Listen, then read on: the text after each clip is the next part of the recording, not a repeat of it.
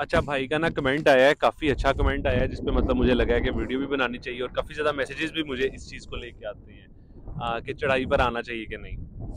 तो आज मैं आप लोगों को बताता चाहूँ कि चढ़ाई चढ़ाई अक्सर जो दोस्त मेरे हैं ना, दो तरह के होते हैं मतलब काम। एक, अगर आप लोगों का वीज़ा रिजेक्ट हो गया, work visa, just work visa की बात कर रहा हूँ, स्टूडेंट वीज़ा पे आप चढ़ाई पे नहीं आ सकते बिल्कुल भी। वर्क वीज़ा की बात कर रहा हूँ। अगर वर्क वीज़ा का आपका एम्बेसी से रिजेक्ट हो गया है, देन आप लोग चढ़ाई करके आ जाओ, ये बेस्ट ऑप्शन है।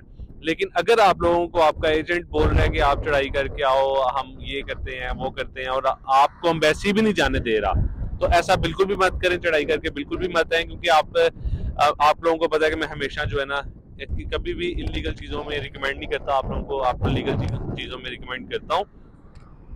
पैसे चढ़ाई पे भी उतने लगते हैं और लीगल तरीके से भी अगर आप लोग आएंगे तो उस पर भी उतने ही लगेंगे।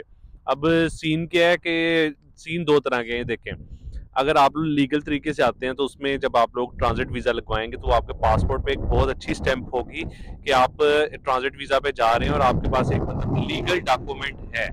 और जब आप चढ़ाई पे आ रहे होंगे तो इस तरह का कोई डॉक्यूमेंट नहीं होगा, पैसे भी उतने लगेंगे और आप लोग मतलब आ जाएंगे यहाँ पे आराम सुकून से। लेकिन जब आप लोग कल को वापस जाएंगे पाकिस्तान, पाकिस्तान से जब दोबारा आप लोग वापस आ रहे होंगे, आप लोगों को फिर वर्क वीजे पे वो ट्रांजिट वीजे का पूछेंगे। तो चढ़ाई पे आने के ये नुकसानात हैं।